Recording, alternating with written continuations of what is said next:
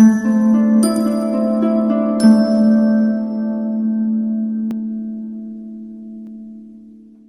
everyone, this is Sachin Kumar and welcome you all to my channel High Grade. I hope you all are doing great. So guys, today we are starting a new chapter, the verb and types of verbs. In the last video, we have covered the topic, the parts of the sentences, okay? And if you haven't watched the video, so the link is already given on the screen, you can check it, okay? सो आज की video start करते हैं. सो आज हमारा topic है verbs and the types of verbs. So first of all हम जानेंगे कि वर्ब होता क्या है, जिसको हिंदी में बोलते हैं क्रिया. So what is verb? A verb is a word that informs about an action an existence of something और a state. It means verb होती क्या है? वर्ब एक ऐसे शब्द होते हैं जो क्या इंडिकेट करते हैं कोई एक्शन, यानी कोई एक्शन हो रहा है या कोई काम हो रहा है या फिर किसी चीज़ का एग्जिस्टेंस या फिर एक स्टेट. स्टेट मीन्स कोई एक स्टेटमेंट हो सेंटेंस में, okay. The verb is the main word in this sentence. क्या होता है कि जो वर्ब होती है वो एक मेन वर्ड होता है सेंटेंस में, ओके. इट मीन्स कि वर्ब के बिना कोई भी सेंटेंस कंप्लीट नहीं माना जाता. इट मीन्स कि हमें ये पता लगता है कि किसी सेंटेंस में काम क्या हो रहा है, एक्शन क्या हो रहा है, ओके. सो हमें किससे पता लगता है? जब हमें वर्ब की नॉलेज होगी, ओके. सो सिंपल वर्ड्स में क्या है कि a verb is a word that informs about an action an existence और अ स्टेट, ओके. आपको समझ में आ रहा होगा. इसके बाद हम बात करेंगे इसके टाइप्स के बारे में कि जो वर्ब्स है वो कितने टाइप्स की होती है. तो इसमें है हमारा मेन वर्ब, जिसको एक्शन वर्ब भी बोलते हैं. इसके बाद helping verb, then linking verb, फिर transitive verb and intransitive verb, okay. So इस वीडियो में हम इन सब के बारे में डिस्कस करेंगे. सो फर्स्ट ऑफ ऑल हमारा पॉइंट है मेन वर्ब, जिसको हम एक्शन वर्ब भी बोलते हैं. सो मेन वर्ब किसको बोलते हैं? मेन वर्ब और action verb are used to express any action something any person और any animal does. It means क्या है कि जो मेन वर्ब होती है वो ऐसे एक्शन होते हैं जो कौन करता है, या तो कोई पर्सन करता है, कोई आदमी करता है, या फिर कोई एनिमल करता है. यानी एनिमल या फिर आदमी, जो भी चीज़ है वो सेंटेंस में जो भी एक्टिविटी कर रहे हैं, डायरेक्ट एक्शन कर रहे हैं, ओके, उनको मेन वर्ब बोला जाता है, यानी एक्शन वर्ब बोला जाता है, ठीक है. इसके एग्जांपल देखते हैं. जैसे राहुल प्लेज, यानी राहुल खेलता है, तो इसमें एक्शन कौन कर रहा है? राहुल कर रहा है, ओके. राहुल एक पर्सन है और डायरेक्ट एक्शन उसका क्या है? प्ले, खेलता है. ऐसे ही आई ईट बर्गर, यानी मैं बर्गर खाता हूँ, ठीक है, तो उसमें एक्शन मैं कर रहा हूँ. ऐसे ही दे सिंग, वे गाते हैं. सो इसमें डायरेक्ट एक्शन क्या हो रहा है? गाते हैं, और एक्शन कौन कर रहा है? वे, ओके. यानी सिंपल शब्दों में यही है कि जो मेन वर्ब होती है वो एक डायरेक्ट एक्शन होता है किसी पर्सन का या फिर किसी एनिमल का, ओके. तो अब जो मेन वर्ब होता है, मेन वर्ब के भी गाइस 2 पार्ट्स है जो हम देखेंगे. सबसे पहले जो एक्शन वर्ब के पार्ट्स है उसमें हम देखेंगे कि there are 2 types of action verbs, कि जो एक्शन वर्ब होती है उसके 2 टाइप होते हैं. फर्स्ट होता है ट्रांजिटिव वर्ब, हमने हिंदी में पढ़ा होगा, जिसको सकर्मक क्रिया बोलते हैं, ठीक है. ऐसे ही इंट्रांजिटिव वर्ब यानी अकर्मक क्रिया, ओके. तो सबसे पहले हम ट्रांजिटिव वर्ब के बारे में जानेंगे कि ट्रांजिटिव वर्ब होता क्या है. So let's start. A transitive verb expresses an action directed towards a person, place और थिंग. कि जो ट्रांजिटिव वर्ब होती है वो क्या एक्सप्रेस करता है? एक एक्शन शो करता है. किसका? किसी पर्सन का, प्लेस का या फिर किसी थिंग का. The action expressed by the transitive verb passes from the subject to the receiver of the action. इसमें क्या होता है कि जो भी सब्जेक्ट है जो एक्शन कर रहा है उसका सीधा जो इफेक्ट होता है वो रिसीवर पे पड़ता है, यानी उसका रिसीवर भी होता है, ठीक है. जैसे हम कोई काम करते हैं तो उसका सीधा इफेक्ट किस पे पड़ता है? रिसीवर पे पड़ता है. Words that receive an action, sorry, the action of this transitive verb are called object. It means क्या है कि जो भी एक्शन को रिसीव करता है उन वर्ड्स को क्या बोलते हैं? ऑब्जेक्ट बोलते हैं. ऑब्जेक्ट के बारे में हमने लास्ट वीडियो में भी जाना था कि ऑब्जेक्ट होता क्या है, ठीक है. तो इसके एग्जाम्पल देखते हैं. जैसे आई प्ले क्रिकेट. सो इसमें डायरेक्ट एक्शन तो हो रहा है प्ले, यानी मैं खेलता हूँ, लेकिन मैं खेलता क्या हूँ? वो है क्रिकेट. सो इसमें ऑब्जेक्ट क्या है हमारा? क्रिकेट, यानी जो प्ले जो मैं खेल रहा हूँ उसका सीधा इफेक्ट क्या है? Cricket, okay. ऐसे ही वी आर सेलिब्रेटिंग दिवाली. हम डायरेक्ट एक्शन कर रहे हैं सेलिब्रेट, हम सेलिब्रेट कर रहे हैं, बट क्या सेलिब्रेट कर रहे हैं? दिवाली. इसका एक सिंपल फॉर्म ये है कि जो भी वर्ब है, वर्ब में हमें ये इसके आगे, वर्ब के आगे हमें व्हाट और हु लगा के देखना है, ओके. अगर उससे हमें डायरेक्ट मीनिंग पता लगता है that it means it is transitive verb. Like the teacher has made the question paper. So इसमें वर्ब क्या है? मेड. बट व्हाट, क्या मेड, क्या बनाया है? क्वेश्चन पेपर, तो इसमें हमें डायरेक्ट आंसर मिल गया यानी क्वेश्चन पेपर बनाया है। So this is transitive verb.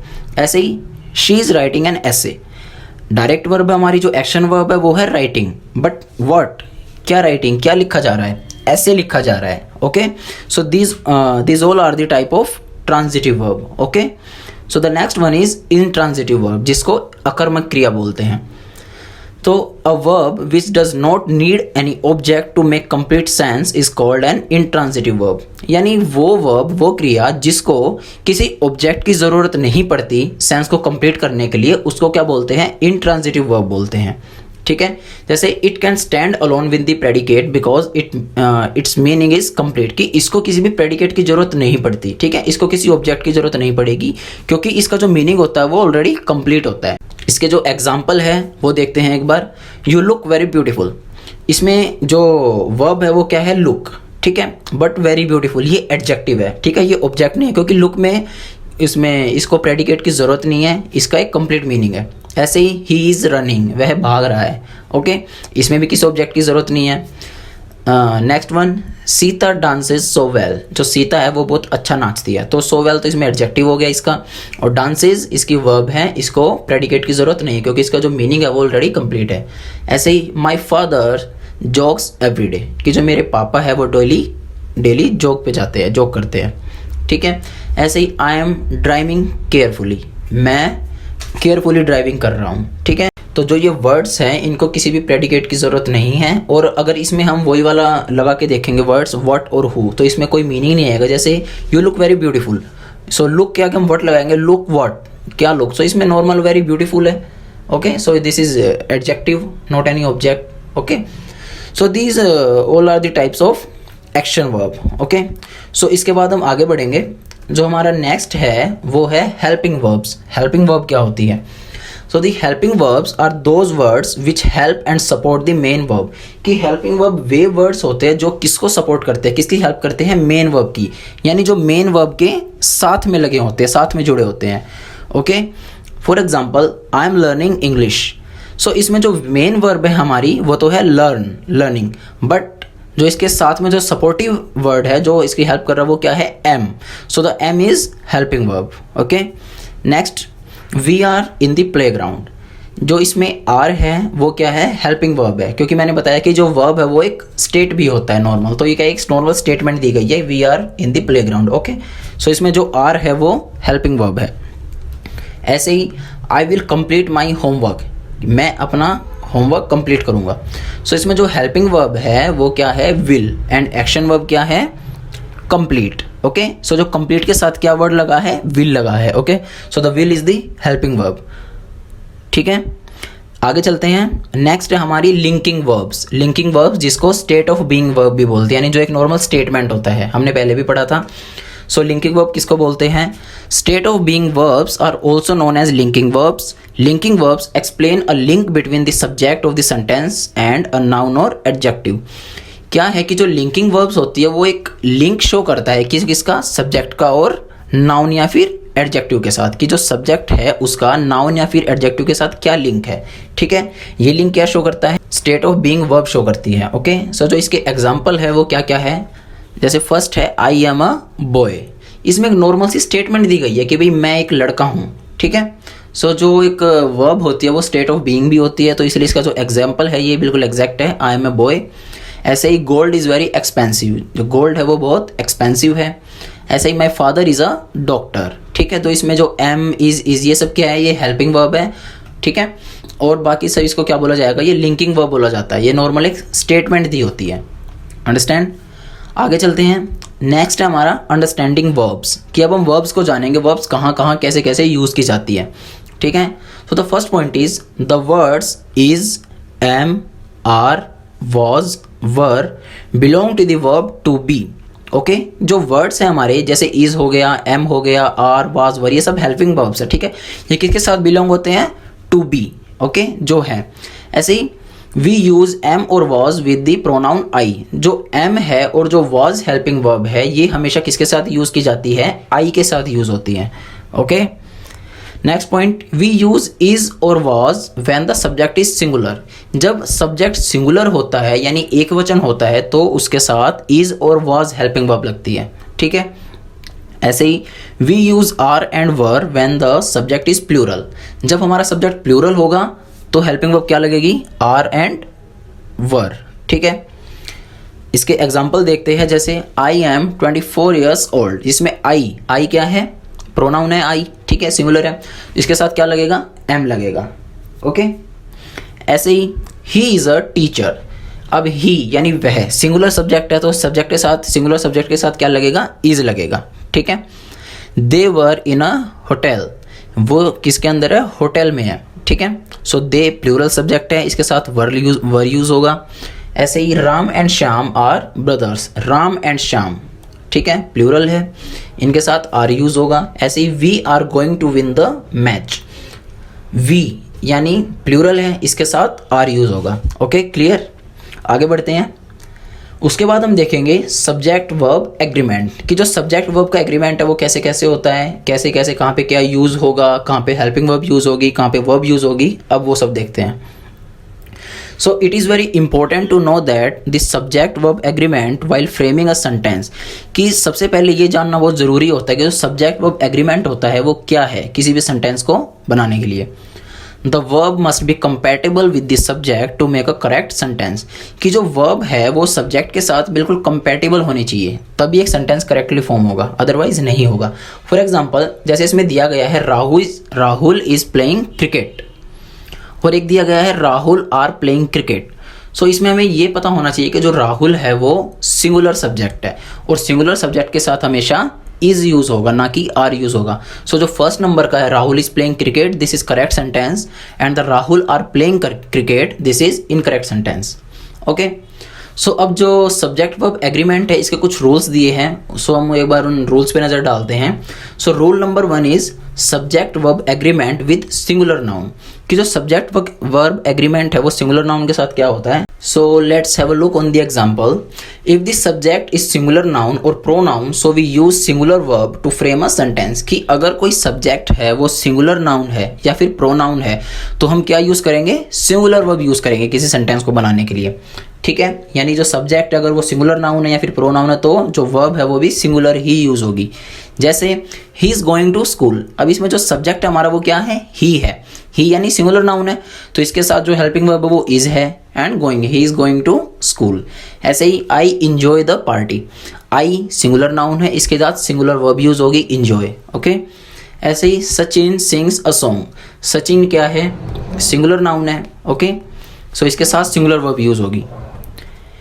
So next rule is subject verb agreement with plural noun, कि जो सब्जेक्ट वर्ब का जो एग्रीमेंट है वो प्लूरल नाउन के साथ क्या होता है। So if the subject is plural then we need to use plural verb to make a correct sentence, कि जो अगर सब्जेक्ट अगर वो प्लूरल है तो हमें प्लूरल वर्ब की जरूरत पड़ेगी, ठीक है।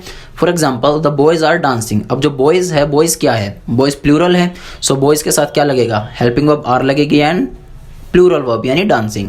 ऐसे ही we were going to market, we इसमें प्लूरल है इसलिए प्लूरल वर्ब है गोइंग। ऐसे ही teachers are taking exams, teacher plural है, ठीक है, तो इसके लिए प्लूरल वर्ब आएगी। So the next rule is subject verb agreement with collective noun, कि जो सब्जेक्ट वर्ब का जो एग्रीमेंट है वो कलेक्टिव नाउन के साथ क्या है। So the collective noun are considered as singular, कि जो कलेक्टिव नाउन होते हैं हमारे, कलेक्टिव यानी एक ग्रुप, ओके, नाउन में हमने पढ़ा होगा। सो जो कलेक्टिव नाउन होते हैं उनको सिंगुलर ही माना जाता है सेंटेंस में, ओके, और उनके साथ हमेशा सिंगुलर वर्ब ही यूज होगी। For example my family is the best family, जो मेरी फैमिली है, माई फैमिली, फैमिली एक सिंगल तो है नहीं, फैमिली में काफ़ी लोग होते हैं, ग्रुप है, एक कलेक्टिव नाउन है, सो फैमिली के साथ इज यूज होगा, ओके। ऐसे ही our team has won the match, our team singular use होगा इसलिए हैज़ यूज होगा यहाँ पे। ऐसे ही the crowd was very noisy, crowd में देखो बहुत लोग होते हैं बट इसको एज ए सिंगुलर कंसिडर किया जाता है, ठीक है। So crowd was very noisy, okay. Next rule is subject verb agreement with indefinite pronoun, कि जो सब्जेक्ट वर्ब का एग्रीमेंट होता है वो इनडेफिनिट प्रोनाउन के साथ क्या होता है। So the indefinite pronoun are like nobody, everybody, someone, somebody और वन आर ऑलवेज सिंगुलर, कि जो इंडेफिनिट प्रोनाउन होते हैं जैसे nobody, everybody, someone, somebody, one, ये हमेशा सिंगुलर ही यूज होते हैं, ठीक है, इनको सिंगुलर माना जाता है। For example someone is knocking the door, कि जो समवन यानी इंडेफिनिट प्रोनाउन है, पता नहीं है कौन है, ठीक है, तो इसके लिए सिंगुलर वर्ब यूज होगी। ऐसे ही everybody is invited for the birthday party, everybody भी सिंगुलर है। ऐसे ही nobody is allowed to enter the room. The next rule is we use singular verb with the uncountable noun. जो uncountable noun होता है जिसको हम गिन नहीं सकते, उसके साथ भी सिंगुलर वर्ब ही यूज होगी। जैसे salt is obtain from the sea water, जो सॉल्ट है उसको गिना नहीं जा सकता, अनकाउंटेबल नाउन है तो इसके साथ इज यूज होगा। ऐसे ही milk with chocolate is my favourite breakfast option, जो मिल्क विथ चॉकलेट इसको भी गिना नहीं जा सकता। ऐसे ही summer season is a problem for many countries, summer season को भी गिना नहीं जा सकता, दिस इज अनकाउंटेबल नाउन, इसके साथ भी इज ही यूज होगा। Okay, so our last rule is the plural noun takes a singular verb when it is the name of any country. जो प्लूरल नाउन होता है वो भी सिंगुलर वर्ब के साथ यूज होगा अगर वो किसी कंट्री का नेम हो, जैसे पेरिस, चाइना, इंडिया। ओके, हालांकि ये तो ये बहुत बड़ी, बट इनको ये as a singular noun use होता है, जैसे India is a great country. Okay, ऐसे। So this is all about the video. Okay, and if you like the video then please subscribe my channel and don't forget the share and comment. Okay, thank you so much.